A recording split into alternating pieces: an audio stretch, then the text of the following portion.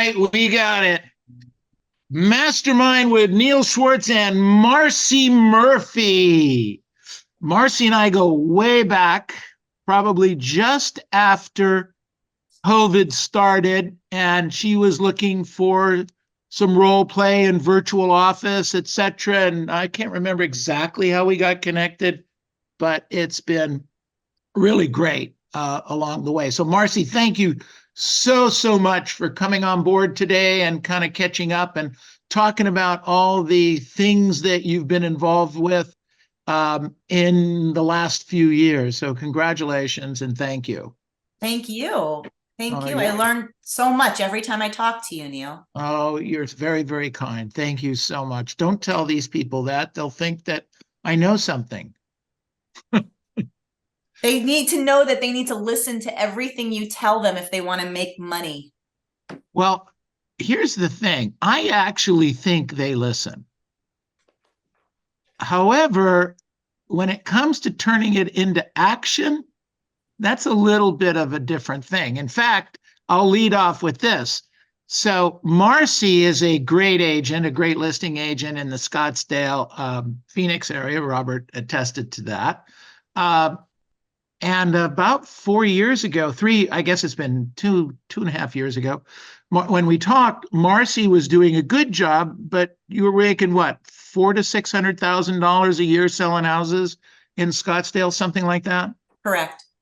And we were talking in a meeting just like this, and I was interviewing her, and she admitted that she probably wasn't doing all that she needed to do with past client and sphere. Am I correct, Marcy?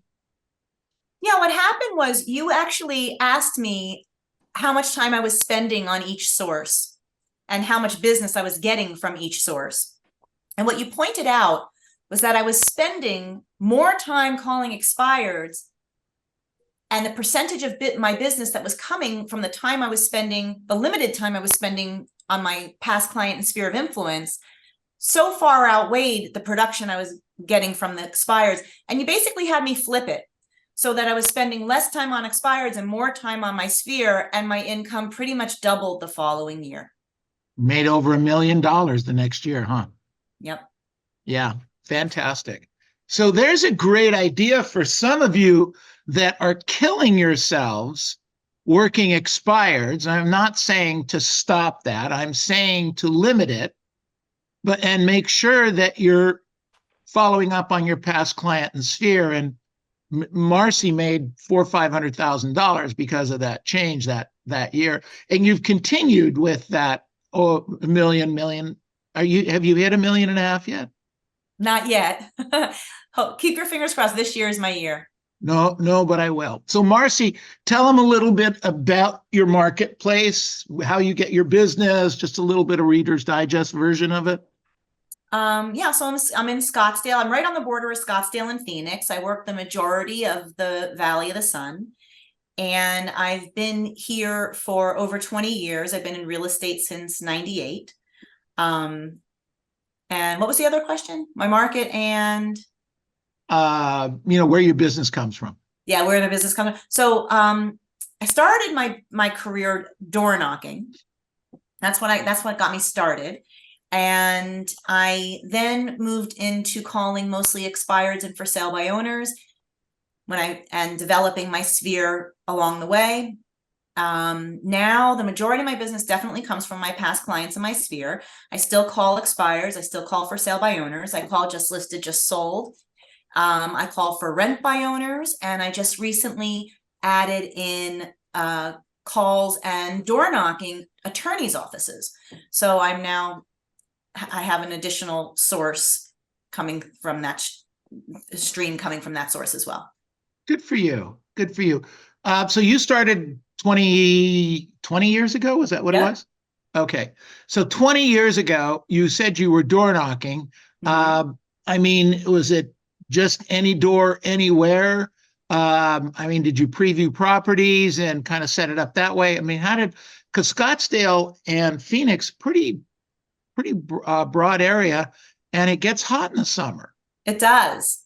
It does. Yeah. So I picked one neighborhood that I really enjoyed working in, and I started door knocking that neighborhood pretty much very consistently. And within a matter of months, I had my sign on like every street in the neighborhood just from door knocking. And as far as previewing is concerned, what I was doing at the time when I was fairly new was anytime I set a listing appointment, I would preview all the homes that were active in that were the comps, so that when I sat down with the seller to go over the CMA, I could honestly say I was in each of those homes and I could speak intelligently about the details and how it compared to their home. So Good. yeah. It's kind of okay. All right. I mean, did somebody give you that idea? Did you conjure that up yourself? When did you connect with the Mike Ferry system? Okay, so as far as where did I get that idea, I don't remember, Neil. It was 20 years ago. So, and as far as I've been in coaching with Mike for 20 years. As a matter of fact, I was on the panel at my first superstar retreat because I was doing so much business from door knocking, and he had a panel of agents that were, I think, a year or 2 years or less in the business in coaching, and I was there representing the door knocking. So, and then I had a coach that told me I was going to make a lot more contacts per hour if I got on the phone, which I would say was true back then, but has shifted. And that's when I started making more phone calls. Okay. All right. So when you say that was then, let's back up. So you hit the doors. Clearly you were picking up business. I think in 15, 20 years ago, there was more business. I mean, we can see by all of the statistics that there was, I don't know now, what is there in the marketplace? I wish I would have looked at InfoSparks before I got started. I'm sorry, everybody. Like right now, there's $10,000 or $12,000, 10 or 12,000 listings in our market. Back then, there was probably 40,000. That sound right? Yeah. In our market, yours was similar, but just different marketplace. So there was a lot more business then than there is now. I think there's probably more real estate agents today than then. I would say for sure. Right. Yeah, right. absolutely. So you started as a brand new agent. What did you do before real estate, Marcy? I was in the entertainment business. I lived in LA, and I was in entertainment. I mean, you were an agent, or you were a singer, or I was in production, as I worked on live television. So I worked on the Oscars, I worked on the Emmys. The last show I did before getting into real estate was the '96 opening, the Olympics opening ceremony. Worked for Don Mischer. Good for you. What took you to real estate and Phoenix? So what got me into real estate was my degree. Marcy, was it a guy? Sort of. Yeah. I mean, my degree is actually in interior design. What got me into the entertainment business was I was going to be doing set design originally, but then I ended up, being in production. But from interior design, I married a contractor, and my husband and I thought that we would be a good team and have some fun flipping houses. And long story short, I ended up in real estate. And what brought us to Arizona was the real estate market, really. I mean, when we moved here in '03, the market in LA was really saturated. Prices were already skyrocketing, and it hadn't hit Phoenix, Scottsdale yet. Okay. So we moved here, established our businesses, bought some real estate, and it was perfect timing. It was great. Good for you. Good for you. So, okay, the market's changed. You're very versatile. You do lots of different things. You're a mountain climber, right? Rock climber. Rock climber. Big difference, huh? There is a big difference. Is there? Okay. Yeah. So what got you into that sport? What got me into rock climbing? I when I was a little kid, my parents sent me to summer camp, And they had this program where if you took the rock climbing class, you got to do an overnight in this big net in the canopy of the forest. And I wanted to do the overnight in the canopy. So I had to sign up for rock climbing. About 10 years ago, my husband started getting interested in the sport. And I basically said, I forgot how much I loved this. And both of us just got through into it like very deeply. We're very passionate about it. My husband's a little more obsessed than I am, but we both just love it and we have a blast. And but that's how I got into it. Good for you. Good job. So that takes consistency. It takes systems. It takes that help. Excuse me. Did that help you in the business? Interestingly enough, I was coaching with Gay Lee a few years ago. Now my coach is Maverick, but Gay Lee, one time, I don't know, we were talking about exactly this. And I said, in climbing, we often will say, if you're not bleeding, you didn't try hard enough. Interesting. And, when you look at meaning you have to, your fingers might bleed or your knees might bleed. Is that what you're referring to? Yes. You look at a rock climber who's had a really great day on the rock and they're scratched and bruised and cut. And yeah, I mean, we always are. I stopped wearing skirts. I haven't worn, I only wear long pants now because my knees are always scratched up. Interesting. But, yeah. But Gay Lee said that I asked me to apply that to real estate. So to my prospecting and to, closing 5 times for an appointment, for the signature, whatever that is, she would say to me at the end of the day, are you bleeding? In other words, did you try hard enough today? Did you try hard enough? Yes. My sense is, because what we talked about earlier on, which was listen to Neil or listen to Robert. It's not just a listening thing, is it? It's a doing thing. Definitely. It's a doing thing. And you need to do this on as regular basis as you can. We have some agents that are doing that within the company, and they're getting better and better and better at it every day.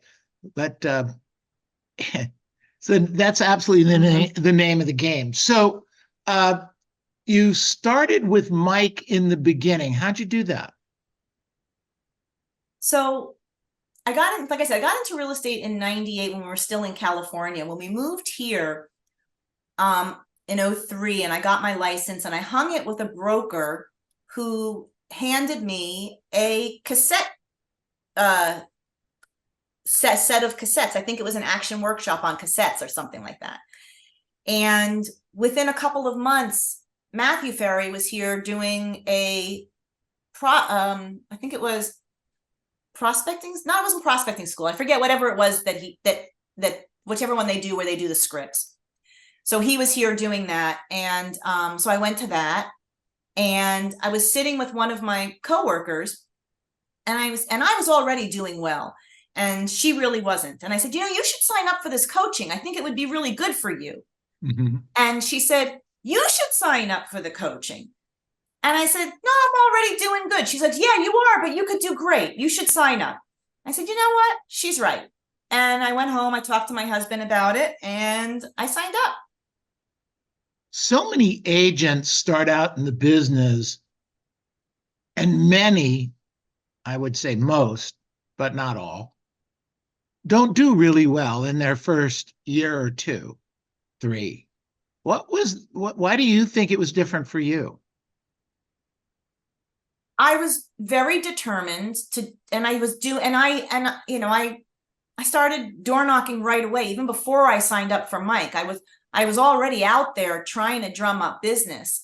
And I think I grew up in a family full of attorneys. So contract language and negotiation, all of that, I kind of grew up around that kind of conversation. And I grew up on the phone. I wasn't afraid of the phone. I'm expressive. I have no problem talking to people. So, and because I grew up in a family full of attorneys, I grew up comfortable financially, and I wanted that same life for myself. And I didn't have it yet, and I needed this was the way I could see myself being able to get it for myself without going back to school, getting a law degree, and going and taking over my dad's law firm, which I didn't want to do. Right, right. So you saw the path, but it required action, it required work, it required door knocking. I mean, you went out to the doors first. Did somebody give you a suggestion to do the doors, or that was just something that you felt good at? You know what? When I was getting my license here, before I was licensed, while I was getting my license, I thought, I'm going to see if I can get a job working for a top producer and learn the local market. And the agent that I started working for, he would go out and knock on doors. And he didn't call it door knocking. He said, all right, let's go out and get some listings. And he went out, he would go to a for sale by owner, and then he would knock on the doors around that for sale by owner. And then he'd go to another for sale by owner and knock on the doors around that for sale by owner. And he was doing about 85 deals a year, that mostly from his door knocking. Interesting. Yeah. So that's where you picked up the idea from. Correct. What did you also pick up what to say and how to say it from him? I picked up what not to do from him. Oh, interesting. Tell me more about that. Well, people didn't really like him. He would basically just walk in and be like, all right, I'm here to list your home, sign here. And some people he could bowl over and they would sign. But some people were like, the first listing appointment I set, I took him with me because it was my very first appointment. I took him with me, figured he's my mentor, he's going to help me get it.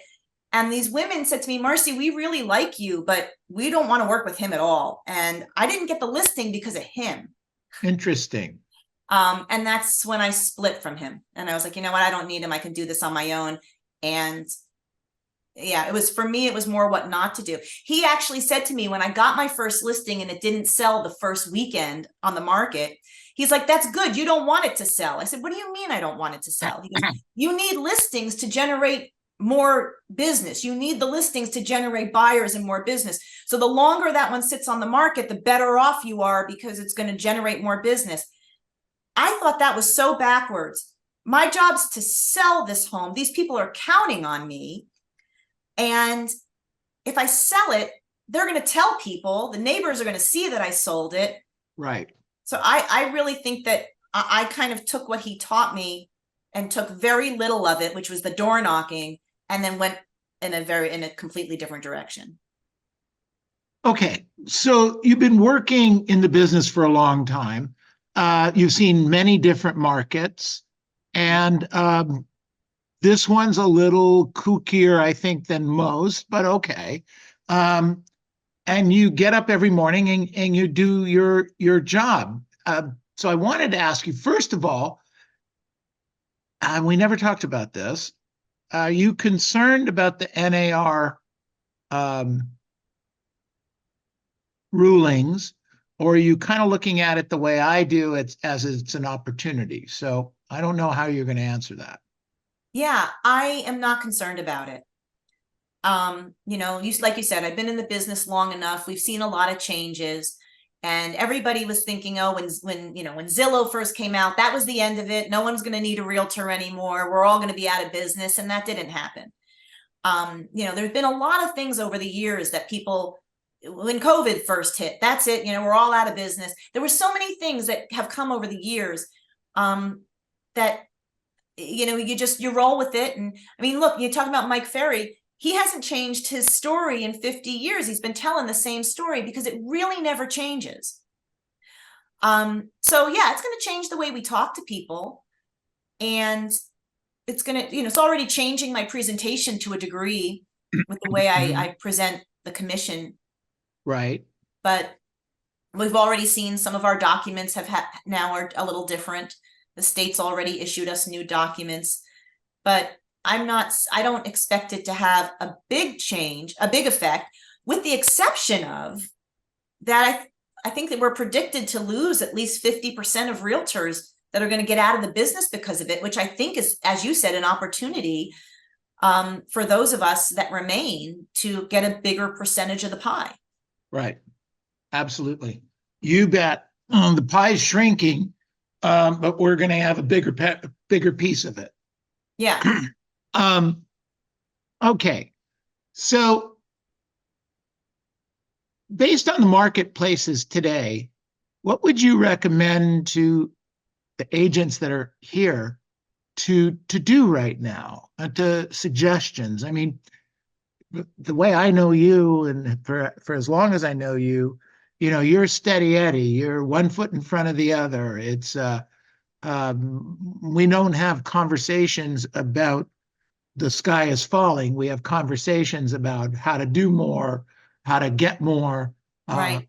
how to buy more. What would you recommend for our group here?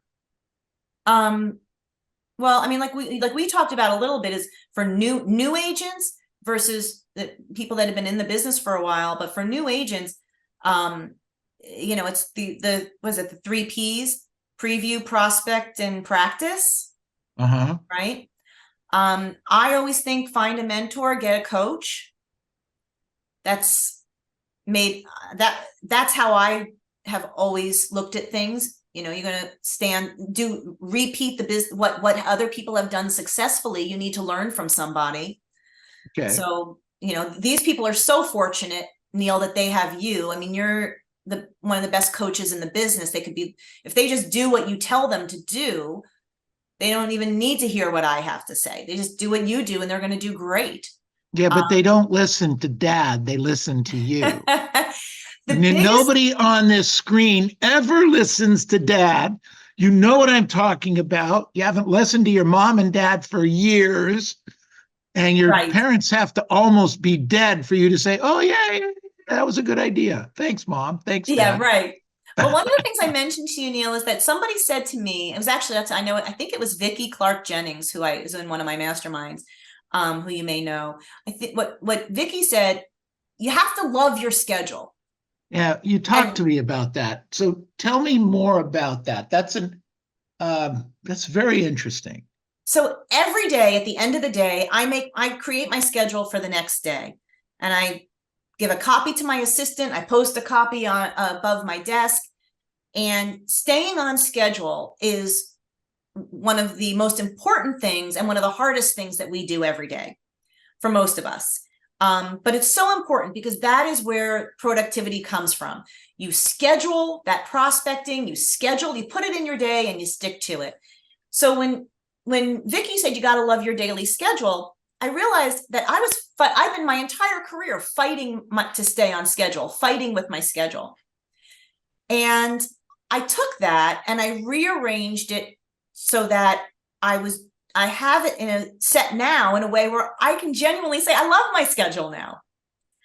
And so tell us what that looks like and what changes you made for you. So the big change that I made is that I do my prospecting. I have to do a minimum of 3 hours a day. And I do that first thing in the morning, 7:30 to 10:30. And then my reward is I get to stop and work out. Whereas before I felt like I had to do my workout first thing in the morning. I had to work out first. And then I wasn't getting all my prospecting in, or I would stop and call the expireds real quick first thing in the morning, and then thinking I was going to go back to finish my workout and then come back and finish my prospecting. It just never got, I never was able to get consistent. The consistency is key. You need to find something you can stick to. If you're not going to stick to it, that's the thing with the schedule. You need to find a schedule you can stick to, because that consistency is what's going to make all the difference in the world. Absolutely. Absolutely. So what you're saying, because most of us that do work out, we get up and start our workout day. Yeah. So what you're saying is you stopped doing that and you're on the phones or the doors at 7:30 in the morning and you do that till 10:30 and then you go work out for an hour and a half and have lunch. Is that kind of your thing? Much. I mean, I'm up at 5 and I run first. So what's going to get me really sweaty and also get my blood pumping and give me the Okay. energy I need to get through my day. I do that first. So every morning I get up and I do my run first. Then I get in the shower and I, have breakfast and I do all that, get ready for my day. Then I do my prospecting. Then I go back and I do my weights. I stretch, I do some yoga. I meditate, I journal, and then I get back to work. So you still get up and do some type of exercise. Yes, Okay. All right. Just to get rid of the cobwebs, so to speak. exactly. Yeah. Okay. But you're giving yourself time off at the end of 10:30, which I guess if people didn't want to go back and journal and do those things, they could play with their kids. Yeah, We don't do that because we work until 7, 8 o'clock at night. exactly. Yeah. God, interesting. Very interesting. Good. It's Excellent. made it's made such a huge difference. How did you get past the guilt? Was there no guilt? No, because I'm getting my prospecting done. I mean, I feel great no matter what happens at the end of the day. This doesn't happen. But even if I were to, screw off the whole rest of the day, I got 3 hours of prospecting in. I feel like I accomplished something. Got it. Got it. You don't preview property anymore, right? You know everything. You've seen Well, everything. no, I can't say I know everything or I've seen everything, but I really don't preview anymore. The only times I do is if I am listing something where I feel like I need to see the comps in person, where I will go look at the active comps before I go on the appointment. But that's Okay. rare anymore. I mean I do it all online now. You've seen a lot of properties. Yes. Got it. Okay. That's all you have to do. At some point, you've seen most of the properties and just go forward with it. How about scripts and dialogues? You still work on that? Every day. Interesting. Tell me more about that. Why? Because the more you do it, the more confident you are, the easier it is to stay on script, and the more better your results. I'm more on script with my listing presentation this year than I ever have been in 20 years in coaching, because of the time I've devoted to practicing that script and how comfortable I've become with it. So, okay. I mean, how many times can you say, when do you plan on moving before you get it right? And then is there, even though you've done it for 20 years, is there a better way to do that? Is it tonality? Do you pick up an idea from somebody else? Talk to me about that. Yeah. So if it's the same, you're absolutely. So it's the same script, but yes, there's little tweaks to it to make it more effective or more, make you more comfortable with it. There's objection handlers you've never heard before that are like, wow, that's a really good one. I got to learn that. I'm going to use that. Well, does that still happen 20 years later for you? Yes. Really? Do you have an objection handler you've come across recently that you're particularly happy with? That Yes. you wouldn't mind showing? Can you share it? Will you share it? Sure. So, will you cut your commission? No. Any other questions? Well, the other agent said they would. Well, absolutely. I mean, it can be done. And Neil, would you agree that in any industry, whether it's attorneys, doctors, engineers, there are those who are more professional, more experienced, and get extraordinary results, right? Absolutely. Absolutely.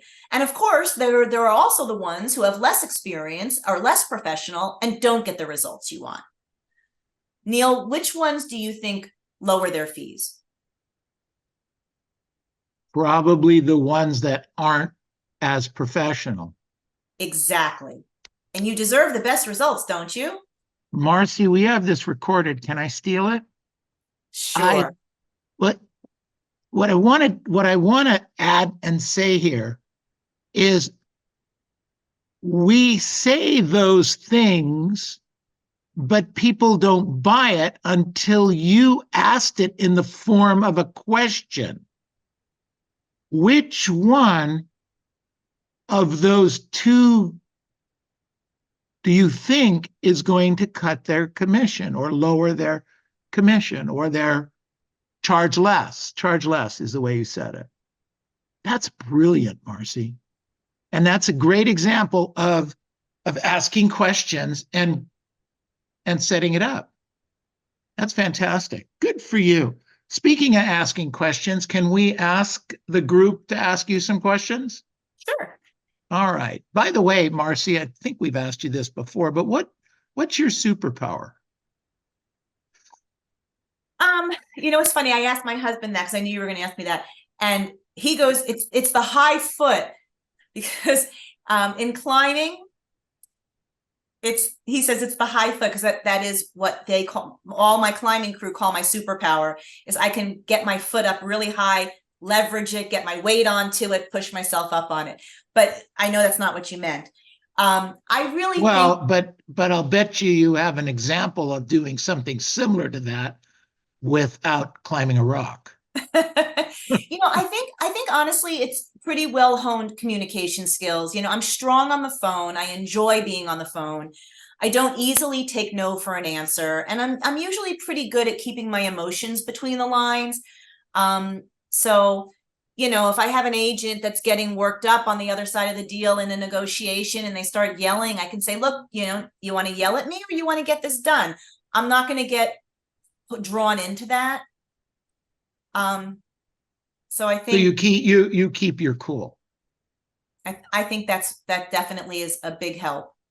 Good for you. Good job. Questions for Marcy. Questions for Marcy today. Tiffany, do you have a question? Yes, sir. Marcy, All right. thank you so much. I really enjoyed this talk. Wanted to ask you something. Could you role play an objection for an expired, since you're so good at calling expired? It's actually a very typical one. Would you be okay with that? Sure. Yeah. Put me on the spot. Okay, here we go. Okay, well, let's do the pushback. When you call me and I say, well, I changed my mind. I don't want to sell anymore. Okay, I understand. So if you had sold this home, where were you going to go to next? Well, none of your business is personal. I'm sorry. I was just asking just to see if I could help. Was there a specific time frame in which you were hoping to have the move made by? Well, I changed my mind. I don't want to sell anymore. We're taking it off the market. We're not selling. You're not selling. So if you were to get an acceptable offer today, could you still sell the home?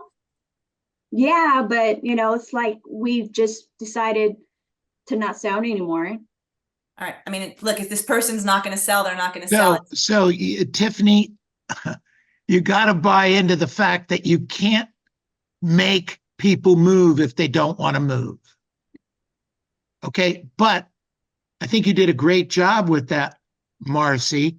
And what I noticed is Tiffany was very adamant in the beginning of saying, no, I don't want to do anything. And because Marcy had 3 or 4 questions to ask, Tiffany's adamancy was waning by the 4th question, which is probably what happens with clients when you can handle the calls like Marcy did, Tiffany. Do you guys see what I saw? Anybody see what I saw? Anybody care what I saw? Yes, sir. Yes. I cared what you saw, Neil. Okay, well, we got one guy. Thanks, Armin. Well, thank you. Thank you. Good well. job. Thanks, right. Tiffany. Appreciate it. Okay, other questions for Marcy? Other Marcy. We questions? should beg her to do open mic because she's awesome. I know. I think she's fantastic on an open mic, but she always comes on a little bit late to get an appointment. Maybe I'll save one for you occasionally. What do you? Would that be cool, Marcy? Sure. Do open mic? Okay, good. We'll do that. Maribel, you had your hand up? Yeah, so how many contacts do you do? You said you prospect 3 hours. So how many contacts do you get done a day? So it depends on who I'm calling, but my minimum is 25. And because we count a contact that you leave a message for, if it's someone from your sphere of influence, if I'm calling my sphere and I'm leaving messages, sometimes I end up, getting more than that in the 3 hours. But my minimum is 25. Good. Great question, Maribel. Thanks. Okay, other questions for Marcy? Yeah. Marcy, Go ahead, Juan Carlos. yes, thank you so much for all the great info you've given us. But I wanted to ask you, you're doing your prospecting, how you structure your schedule, the workday between, doing the prospecting, lead follow-up, appointments. How do you follow the whole thing? Yeah, so like I said, I mean, I'm up at 5. I do my run and I do my morning, and then I prospect from 7:30 to 10:30. I work out for an hour. At 11:30, I do my lead follow-up. At 12, I'll return any phone calls or emails. At 12:30, I will have lunch. At 1 o'clock, I start preparing for my afternoon appointments. And then by 1:30, I'm in the car leaving to either go on a listing appointment or go knock on attorney doors to visit attorney offices. Interesting. Good. Great question, Juan Carlos. Thank you. Marcy, let me ask you a question. Can I ask? Marcy, Of course, at 7:30, from 7:30 to 10:30 prospecting. Now, are you calling back east at 7:30 in the morning, or is it local? Local. And as you call at 7:30 in the morning, being that first come, first serve, then they, after that, they start hanging up on you. Do they get upset because you're calling at 7:30 in the morning? Rarely, occasionally though. I mean, but you got to figure most people, if everyone on this call is not up and doing and busy by 7:30 in the morning, I mean, shame on you. Yeah, exactly. I mean, most people who have a job or children, they're up and they're active by 7:30 in the morning. If you don't have a job and you don't have children, then you might still be sleeping, and then you might get mad at me if I wake you up. But that's a smaller percentage of people. So it's a small percentage of the amount of people that you call in the morning that are not upset at you because you're calling. Because at 7:30 in the morning, I'm thinking that I'm going to get up and I have children and I'm busy. Have to get ready. I have to get my kids ready. And I haven't started any phone calls at 7:30 for that same reason. I'm afraid. Okay, well, I'm afraid. I just don't want to bother people. Well, so early in the morning. there's two reasons. That's one. And there are some rules against calling before At 7:30. I thought it was Yeah, there are some rules. So Marcy really doesn't do that because we're recording this. I just want to make sure the whole world knows that. But she knows people that do. Right, Marcy? Right. So it's really at 8 and on, correct? Right. All right, awesome. I appreciate that, Marcy. Thank you so much. Okay. Good job. Tiffany, you had another question? Yes, Marcy, it's interesting that you're door knocking attorney's office. I'd like to know your script when you door knock the attorney's office, and what type of attorney's office do you door knock? Is it family, probate, or?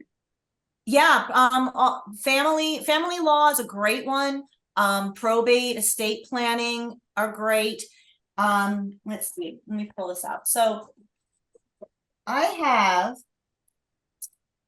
created this flyer that's basically saying that there's things that I can offer that I'll do at no charge to you to help you and your client save money.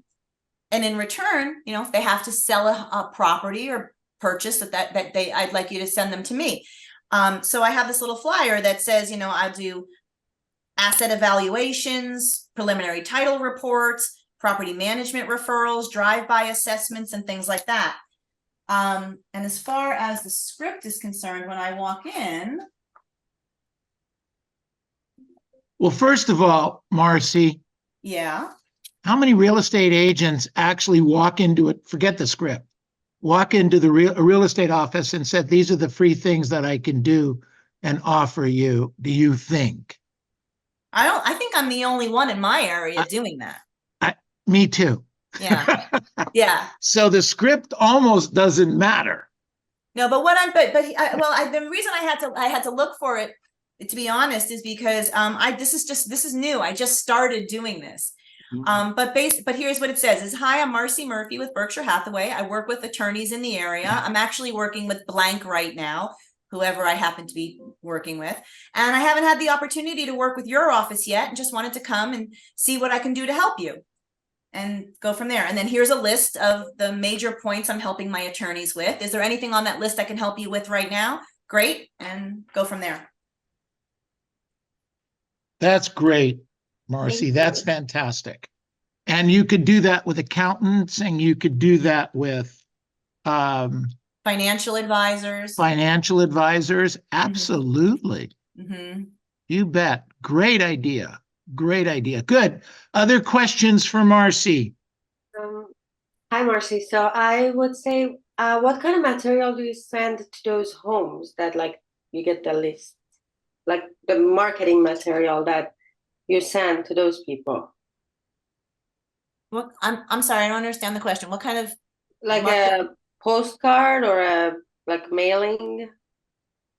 I don't really I mean I send out a quarterly postcard to my center of influence, and I'll send out a just sold postcard around a sale that I really want to generate more business in, but I don't really do a lot of mailings. All right, I think I didn't.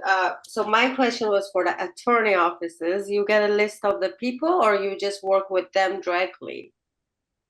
Oh, okay. So like, for example, so I call an attorney I know, and I said to him, you know, I'm starting to do this, and I sent him this flyer that I made, and I asked him what other attorneys he knows that he can suggest, that he knows that might be able to use my services. And he gave me a list of names and numbers of attorneys that he knows, that, so then I can call that attorney and I can say, you know, Ryan Sharber, I recommended I give you a call. And here's what I'm doing for Ryan. He's an estate planning and probate attorney. And so one of the guys I called, and he called me back, and he's like, yeah, I've actually got a divorce I'm working on right now. And, you know, we really do need to know the value of this home. So if you could do that, that would be great. And it's not for a few months down the road, but, you know, ideally we're probably going to end up selling it, and I'll have them list it with you. So I ran a CMA, I gave them the value, and I'll follow up. But as far as what do I send them?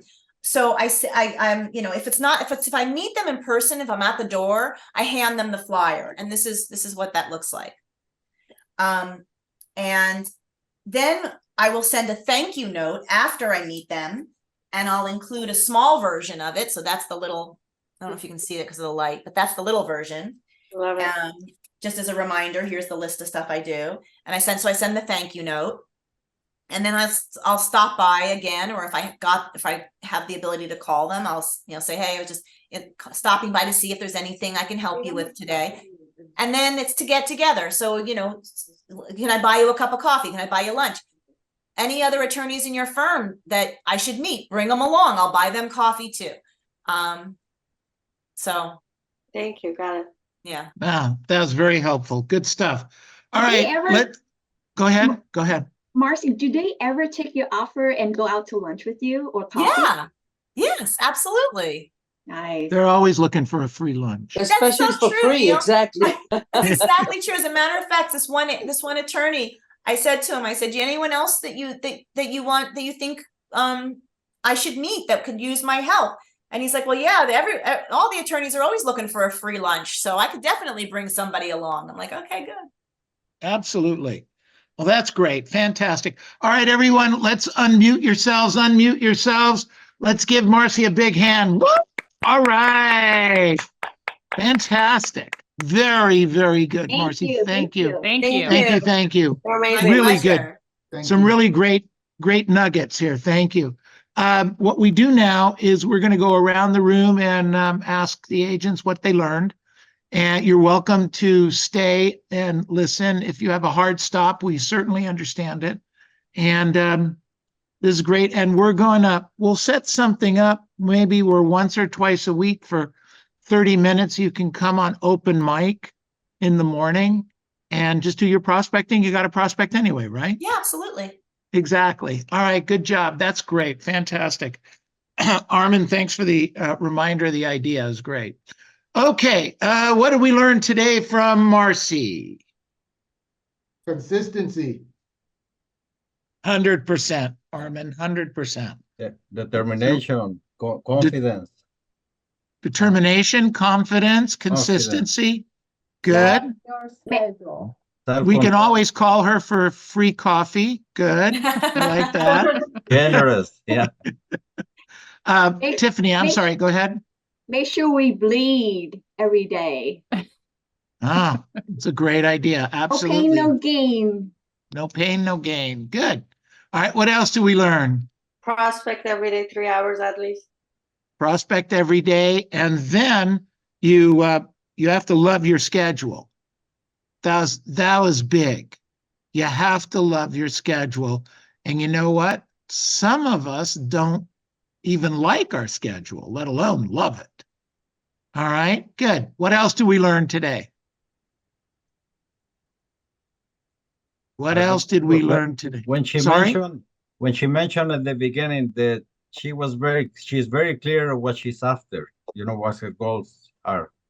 And right at the beginning, she said she grew up in a family where she got all people successful, right, in the standards of society.